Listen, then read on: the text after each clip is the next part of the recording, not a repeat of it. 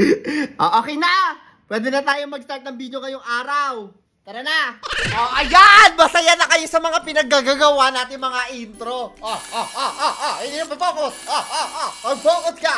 Mag-focus ka! Kaya natin to. Recognize the face. Camera, very good. Camera.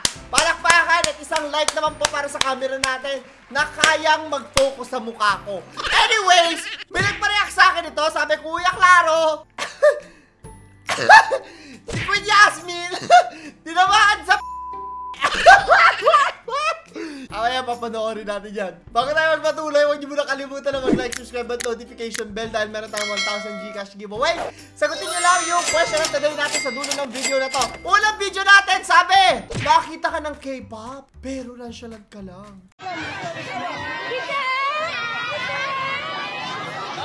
Sino po? Sorry, hindi ko po kilala ko sino yung K-pop artist. Pero si Kuya, ay nako, pili ko sikat na sikat. Alam mo mga K-pop stanza, magwawala yan! Tapos ikaw nakadikit ka ganyan parang, okay, may K-pop artist.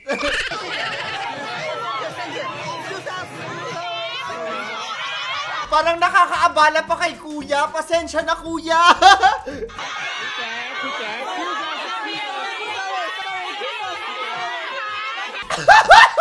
Parang siya pa'y nahihiya kay Kuya, nakakaloka.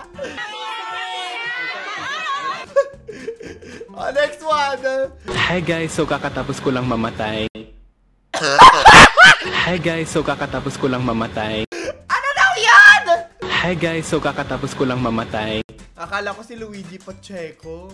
Next one. Meron ka bang kilalang tao na every time mag-uusap kayo, wala na siyang ibang nakwento kundi puro chismis? Ay, nako. Don't get me wrong, hindi ako magpapaka-plastic and say, oh, hindi ako chismosa. I'm also chismosa to a certain degree, and I think we all are. But it's not a good way to cultivate friendships with other people based on chismis alone. Actually, hindi talaga ako, although madalas tayo mag-discuss dito ng mga kwento sa ating channel, in person, hindi talaga ako mahilig sa chismis. In fact, sobrang turn off sa akin pag chismosa ang isang friend. Kasi take this from me, balikan nyo yung sasabihin ko. Kapag ang tao puro chismis ang sinasabi sa'yo, pag nakatalikod ka, ikaw ang pinagchichismisan.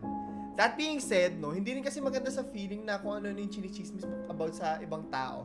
Doesn't feel good. Pwede mo bang i-discuss? Of course, sometimes, hindi naman ako nagpapaka-plastic, nagdi-discuss din ako ng ibang tao sa mga kaibigan ko. Pero yung bang wala kang alam ibang gawin, kundi, ay, si ganito, ganyan, ay, buntis naman si ganito.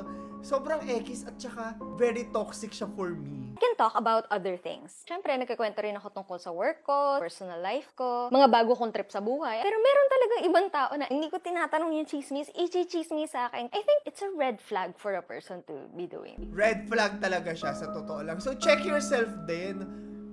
Wala pa akong ginagawa kundi chismis lang ng chismis. Lagi ba akong naghahanap ng kasiraan ng ibang tao just for fun?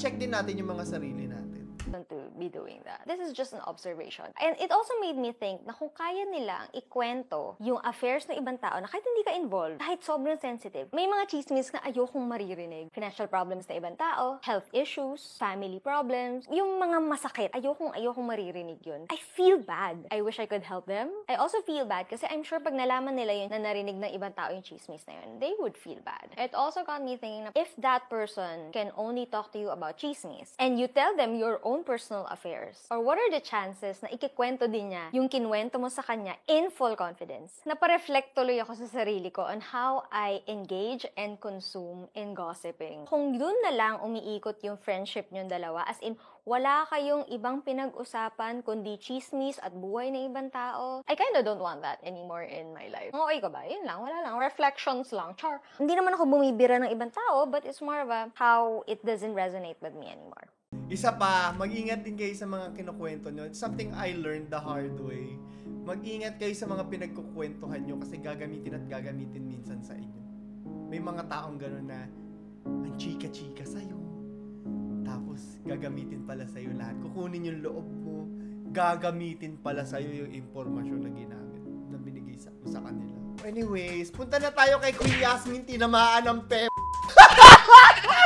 thumbnail na natin, Queen Yasmin! Tinamaan sa Ay, nako!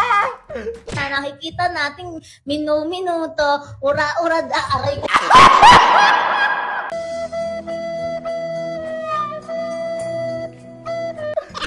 Oo nga! Pero nanahimik mag-ano yung friend ko. Nanahimik mag-ano tawag dyan, spoken poetry. Sisipain mo sa Na nakikita nating minuto, ura-ura da aray.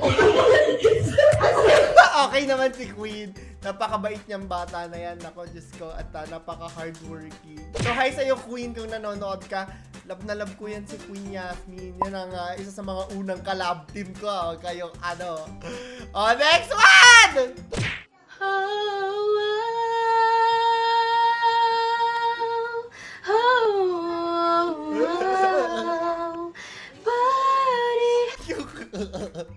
Yung bagat sa kanan sa ilalim. Parang matatae, girl. Parang... Saat merasa indah, semua hilang dan Naiiyak ko! Naiiyak ko!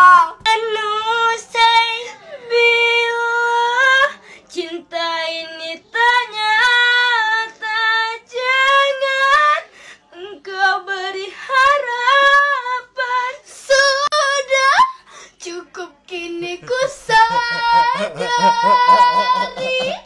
terlalu cepat jatuhkan hati.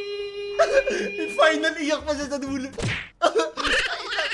Kilala niyo ba si Cramoran sa Pokemon? Ay, naka mga nakshi.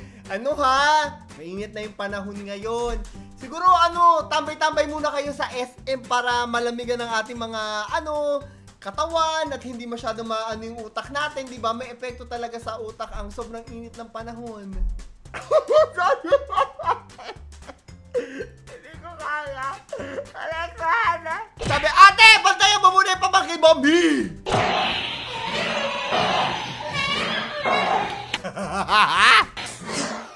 Gawain ko to. Binabalibag ko talaga yung mga pamangkin ko. Wala na sabihin kay nanay, ha! Tapos tuwan-tuwa. Tapos bigla, tapos matatakot, iiyak. Tapos pagpagod na ako, carry boom na, soli ko na sa mga nanay nila. Next one! Guys, grabe, sa sobrang init, punong-puno na ako ng pulbos. Like, pinost ko na lahat sa katawan ko. Tapos tingnan nyo naman yung sinuot kong damit, punit-punit na para pumasok talaga yung hangin. Ano problema nito, ate? Ano problema? Ito ba yung ano? Yung merong langaw ba yun sa paa? Kasi may dumikit na langaw sa toes ko, tingnan nyo. Ito po yung result, diba? Sobrang ganda, diba? Pero when you look closely sa pinakababa ng paa ko, sa toes ko, may dumikit na langaw. Po siya guys, oh, kita nyo ba? Ayan, oh, wait lang. Ayan, oh, hindi ko maturo paano ba ito gamitin itong green screen na to. Ayan, hangin pero wala pa rin effect eh.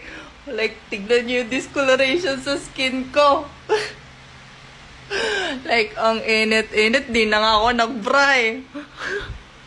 Don't worry, wala naman din kayo makikita kasi flat pa ako sa pader. Problema nito, tulog mo yan. Pumasok ka sa rep. Sabi ko sa inyo, ano talaga, malakas talaga ang epekto ng init sa ating mga utak. Pero siya yun, di ba? Siya yun. Alam ko siya yun eh. Next one. Location. Dito lang kami sa Lagoon, sa San Pedro. Malapit sa Binya, Lagoon. Tsaka sa Santa Ros. Calabarzon. Okay, sige po. Next one. Clover version by Princess and Rian. Clover na clover, Hoy! Teka lang, mga bata! clover, we love together. Clover na clover, we love together. Lahat kukopyahin pati assignment natin. Kinabahan ako, te. The heart attack is the dugdug. Dugdug. Dugdug. Kabado ang person! Akala ka lang gagawin nila! Nakakaloka! Okay, safe, mga nakshi. Very good. Kaya lang ang mga joke-joke, ha? Skuday. Next one. All I can say is ooh la la, ooh la la, Oh, ooh la la, ooh. sabi ko sa inyo sobrang init ng panahon, te. Pumasok na sa, ano tawag dyan, freezer? Freezer pa rin yan tawag dyan, di ba? Can't help you turn me on so bad. Ooh la la, ooh la la, ooh. Gawain ko din yung tinong nasa Caloocan ako. Wala talaga kasi kaming kisame. Talagang pumapasok ako sa aming freezer talaga. Next one na nga. Katingin. Ay, you kasi basura. Puso ko parang aeroplano, taking off for you. Kan na tayo. Okay. Oh, ano daw? Okay sa laulak. Ano yung sa'yo? Ano sa'yo? Pabasa? Sana telepono na lang ako. Oh. Pag nag-vibrate, pasok. Ay! Ay, ano na? Ano to? Dito. Friend, ano yung sa'yo? Basahin mo naman yung kasabihan nun sa'yo. Wala na akong maisip na pick up line kasi all I think about is Yung sa'yo, ano yung sa'yo? Tinapo mo na At least nag-ice cream na sila para maibsan na. Mga ano lang yan, mga tira-tira ng init ng panahon. Nilalabas lang nila. Oh, anyways, yun lamang po yung video natin para sa araw na to. Sana nag-enjoy kayo, ha? At ito yung question of the day. Ano mas masakit? Tinamaan sa o tinamaan sa itlog? Comment below. So, yun lamang po. Ito si Claro the Third. Nagpapaalam. Panoorin niyo yung ating last video. Ang ating musika ay ganda. Ang ating musika, ito ay ating sariling ating.